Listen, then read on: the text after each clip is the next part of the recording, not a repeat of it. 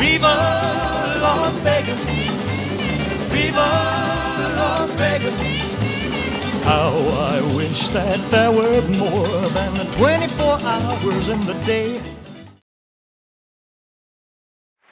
And they called it puppy love, just because we're 17. Tell them all it isn't fair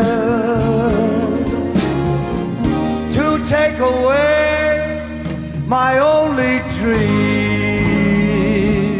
The important dynamic for me is that I've been the writer, written for a lot of different people, evolved out of my era as to becoming a performer, which I think is very important. And then you throw the dice and you hope you last. I'm just a lonely boy, lonely and blue. I'm all alone. You know, the teen idol syndrome is it's very interesting. You can't equate, even though there's some dynamics the same to the 50s that exist today. I mean, you've still got the screaming girls back then. You know, back when I started as a teen idol, pop music was in its infancy stage. There was just a handful of us. There was just a few record companies. It pretty much was dominated by a few guys that ran record companies coast to coast and maybe Nashville. But it was a time where you felt like you were a pioneer, where you felt that it was just this young group of people, young fans. The older people didn't understand it. The Beatles hadn't hit yet. When you had a hit record, you got on a bus. You traveled with 15 other acts that were on the top 20.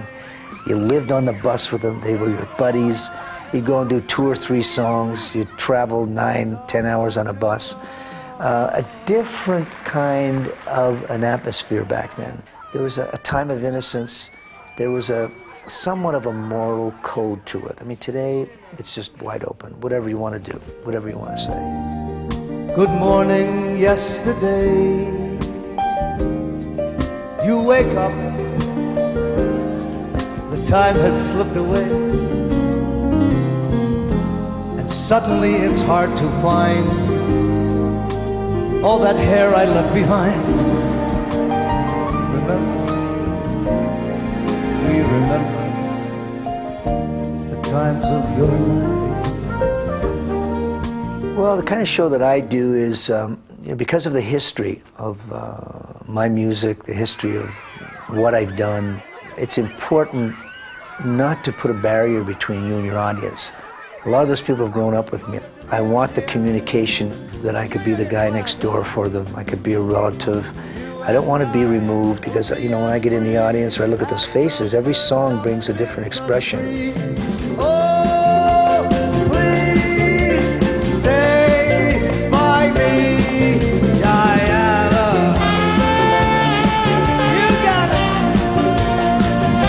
Let's go. Oh, my darling, oh, my lover, tell me that there is no other. I love you with my heart, oh, oh, oh, oh, oh, don't you know I love you so? Diana was the second song I wrote, and it was for a girl that was about 2 years, 3 years older than I was.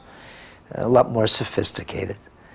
Wanted nothing to do with me. You know, I was a distant crush. And I wanted to get to her somehow. And I started getting into music, and I started taking piano, and I played drums. I say, how am I going to get to this girl? So I sit there and write my poems. I'm getting a little better at the piano, and I start writing these songs. So I start, I'm so young and you're so old. I mean, stupid lyrics, but they're indigenous to my age.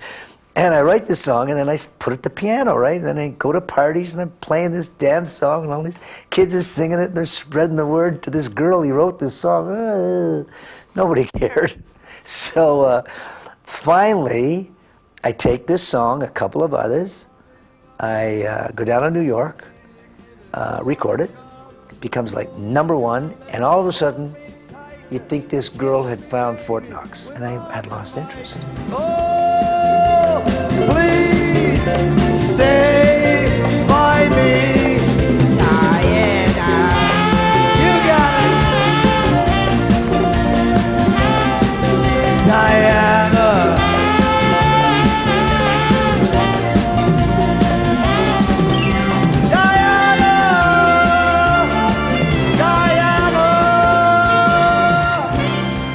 biggest impact I've ever had, and the most emotional impact, was when Sinatra did My Way, because I was searching for what my next phase was. He was a friend of mine. He was someone I looked up to.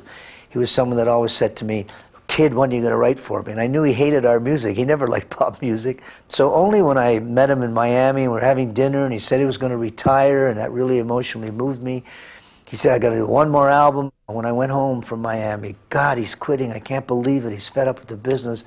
At 1 in the morning in a thunderstorm in my apartment in New York, and I'm sitting at the typewriter, Sinatra, leaving, blah, blah, blah, blah, and I started, and now the end is near, and so I faced the final curtain. I started roaring through it, and around 4 in the morning I finished it. And my friend, I'll say it clear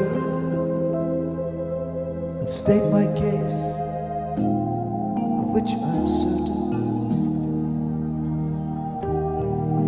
I lived a life that's full. I traveled each and every highway,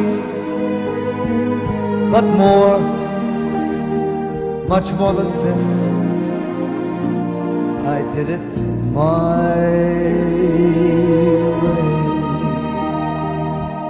way. Regrets, I've had a few, but then again, too few to mention. And I did what I had to do. I saw through without exemption, and I planned each charted course, each careful step along life's byway, and more, much more than this, I did it my way. Put your head on my shoulder, whisper in my ear, baby, what's your name? What's your name? Oh, thank you, thank you. I'm so happy you danced with me tonight. You know, when I'm up there performing every night, I'm there for a reason.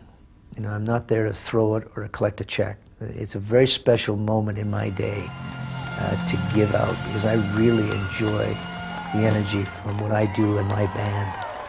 But I try to make sure that people walk out with an experience like they've never had with anyone else, that it evokes emotions, memories, and they witnessed a man that gave it everything he had to make them happy, to search within themselves, and to really walk out and say, I want to go back and see him again. You are my destiny, and you share my reverie. You mean more than life to me.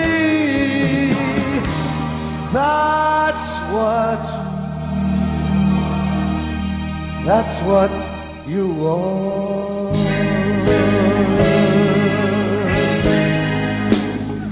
Thank you.